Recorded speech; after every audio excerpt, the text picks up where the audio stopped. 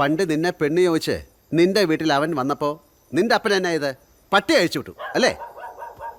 അപ്പം അവൻ്റെ മോളെ ഇങ്ങോട്ട് കെട്ടിച്ചു വിടാൻ അവന് താല്പര്യം കാണത്തില്ല. അതിന് അവനെ കുറ്റം പറഞ്ഞിട്ട് കാര്യമില്ല. പിന്നെ ഇപ്പം അതും മനസ്സിൽ വെച്ചോണ്ടിരിക്കുകയല്ലേ. ആ പിന്നെ ഇവനെയും താല്പര്യം കാണത്തില്ല. ഇവൻ അവനെ കാണുമ്പോൾ വെറുപ്പിക്കലായിരുന്നു.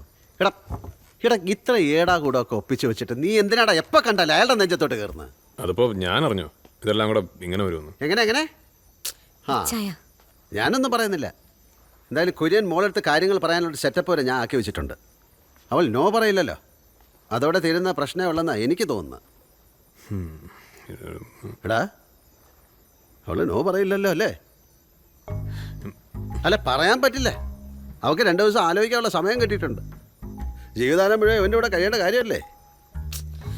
ജോണൻ ഒരുമാതിരി കുടത്തിനകത്ത് തല പോയ പട്ടിയുടെ അവസ്ഥയുണ്ട് എന്നും പറഞ്ഞ് ഇങ്ങനെ പറ്റിയ അവസ്ഥ തന്നെയല്ലേ എനിക്കും പറ്റിയോ? കണ്ടോ അവൻ്റെ പോക്ക് കണ്ടോ?